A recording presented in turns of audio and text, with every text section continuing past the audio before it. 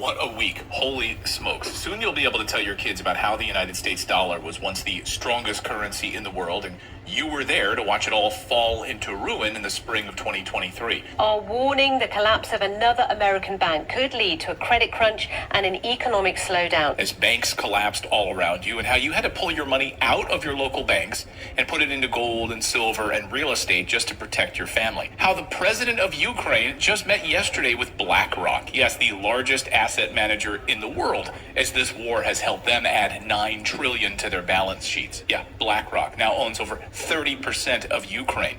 You don't think this was all planned? What a clown world we are living in. This weekend, gold hit a brand new record high as people freak out about government currencies, which are, of course, tanking. And this week, we entered the most dangerous period yet, with economists saying this could be worse than the Great Depression or the financial crisis of 2008. Inflation is going to get worse, and so is the current financial crisis. And nobody wants to admit we're in a financial crisis. It is worse than the one we had in 2008. It's just getting started. Friday was a bloodbath for the U.S. dollar, and we're going to get into all of the latest important news that you need to know about just in a minute here. But first, you'll also be able to tell your kids that you were there when they took away the paper dollar and coins in favor of a U.S. digital currency. And you'd be correct, because 50 days from now, the United States dollar changes forever. That's right, in July.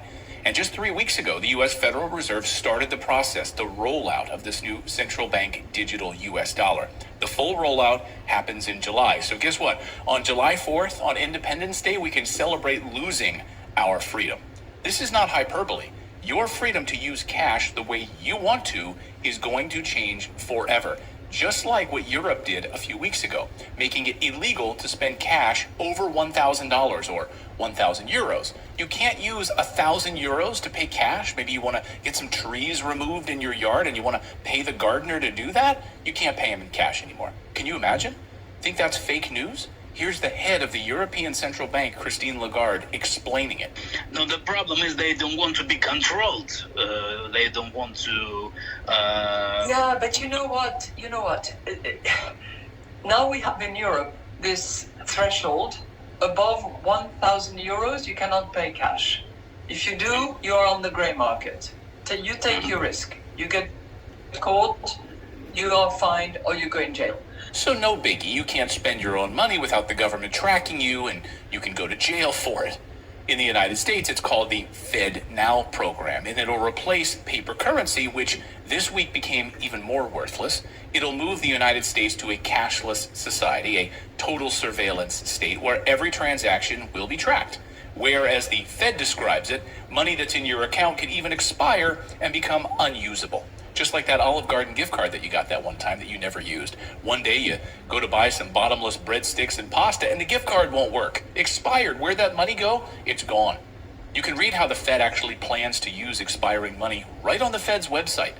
China's already doing it. And the World Economic Forum billionaires have repeatedly said they want to model the banking system and the surveillance state after what China is doing. So we have to define how the world should look like, which we want to come out of this transformation period.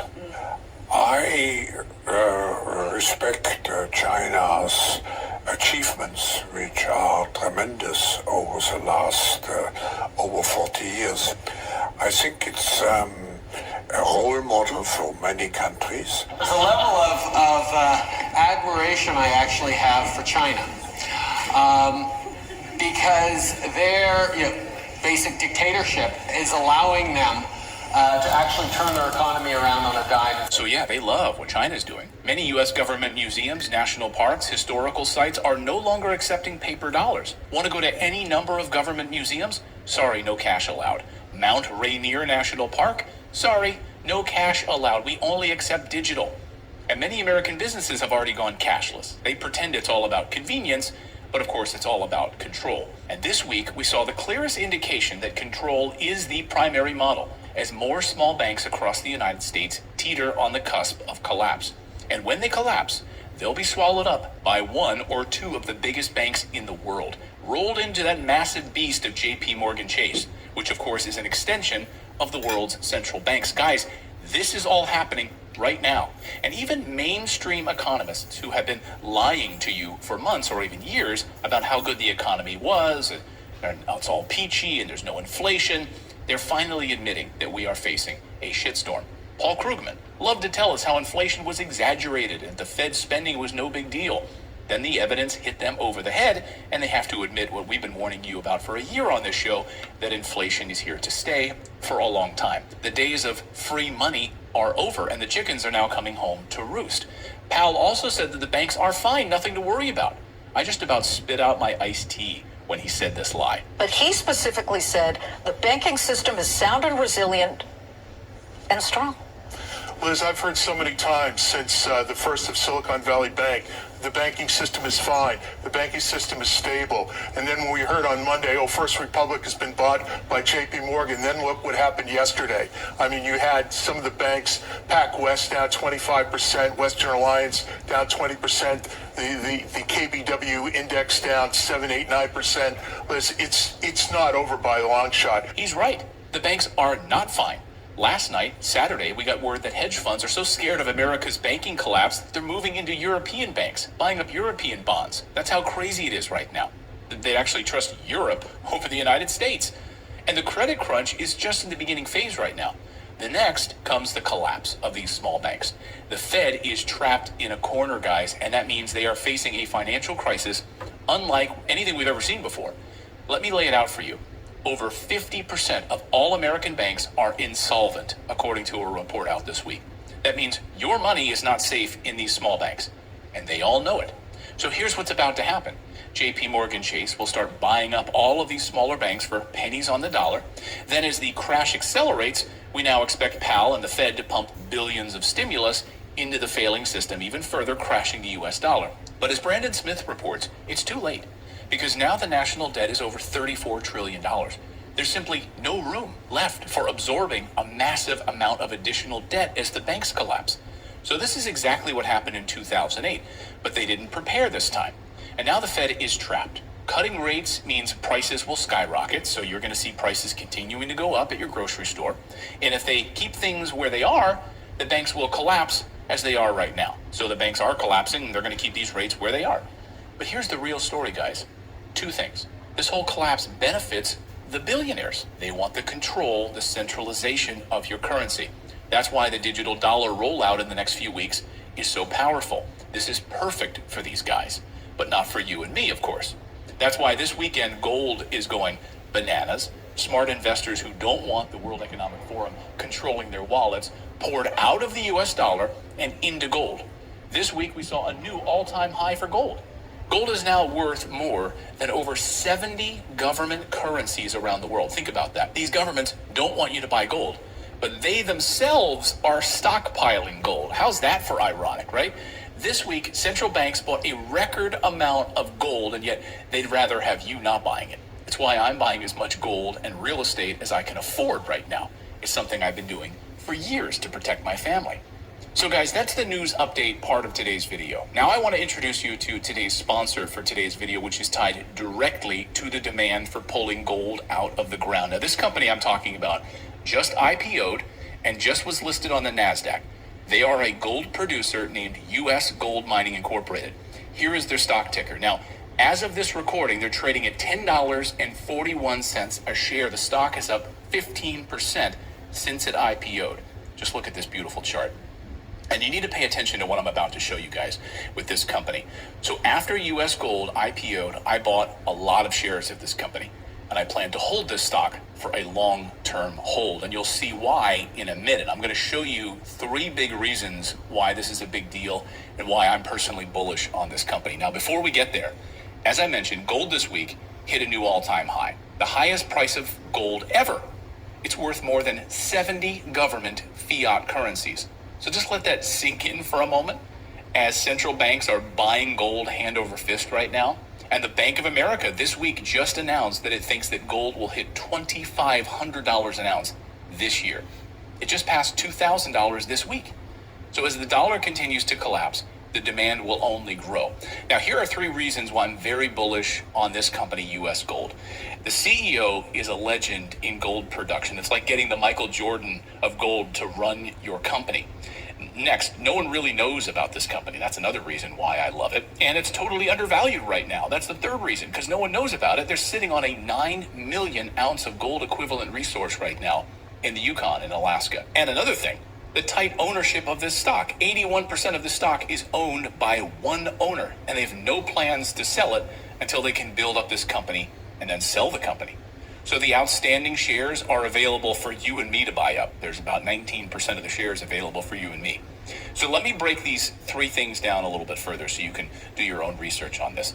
Top of my list is the CEO. Now, anyone who knows anything about gold knows about Tim Smith. He's a legend in finding and extracting gold. He's got a great track record. So Tim knows how to create successful gold companies and then sell them for a huge profit. That means investors make a lot of money, which is the reason we're doing this, right? So US Gold waited almost a year to get Tim Smith as CEO. They got him. They wanted Smith because of his proven track record in this area of the Yukon. So they courted him. They finally got him. He was the head of exploration for another company that found gold in the Yukon Territory before. He knows this area inside and out. He was instrumental in the sale of that company for over $500 million. When he sold that company, he sold it for $130 an ounce of gold. Therefore, he knows how to advance a gold project in this exact area where US Gold is now drilling for gold on the Whistler project that they're sitting on. And he knows how to prepare the company to be sold, all the paperwork you have to put in place, what another company would look for in the financials, everything. He knows how to prepare all of that. And that's the goal with this company, is build up the company, make great gold discoveries, and then sell the company to a multi-billion-dollar company and make a lot of money. That's the goal. The second reason I'm bullish on this company is the valuation. Now, it has a market cap of $120 million and a cash position of $20 million. Now, if you do the math, you understand that that's an enterprise value of $100 million. And they're sitting on a gold equivalent resource of 9 million ounces at the Whistler Gold Project. Now, if you do the math, that means their gold trades north of just $11 an ounce. Yes, $11 an ounce. Imagine buying gold for $11 an ounce. It's over $2,000 an ounce on the open spot market. Talk about undervalued. Again, gold just hit $2,000 this week. The other acquisitions in this area, the other gold companies in this area, sold for over $100 an ounce. So the CEO just sold another company for over $130 an ounce. So you see, guys, how undervalued this company is. $11 an ounce. He just sold one for $130 an ounce. You see the disparity here? The numbers are off the charts. And in my opinion, it's a huge upside. Now, even if you're not bullish on gold and you think gold drops to $1,900 or $1,800 an ounce, this company is still massively undervalued. Just look at the other companies drilling right next door, and their market caps are massive. Again, this company just IPO'd, and that means like analysts in the next few weeks are going to start to write their stories about it. They'll start to put out their price targets. They'll start popping up on CNBC and Bloomberg Television and all of that.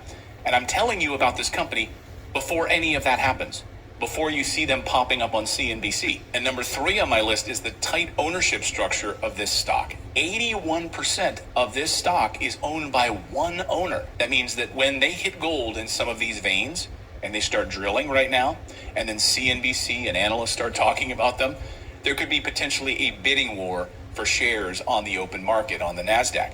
And because this company just IPO'd weeks ago, we have a short window to make some great money before the Robinhood crowd jumps in or the institutional hedge fund money starts buying shares of this company. So guys, take what I'm showing you here. Do your own research, do your own due diligence on this company, on this stock, before you see it on CNBC, before you see it on Bloomberg, because in 2 to 3 months, this share price could look a lot, totally different from what it is right now. It's at $10.41 a share. As of this Sunday, it's trading at $10.41. It's up 15% since it IPO'd. Here's the ticker again on your screen, USGO on NASDAQ. I'm giving you the info now so you can go check it out for yourself. Again, I love investing in gold, silver, and real estate. I love investing in these junior producers who are pulling minerals out of the ground. That way then I can make nice profits when those companies do really well, and then I reinvest it into more gold, silver, and real estate. It's a beautiful circle. It's something my mentor taught me many years ago, and it's been the best advice that I ever received. It's a way to make sure that these corrupt governments don't get control of my family's finances. Anyways, guys, we'll see you next time.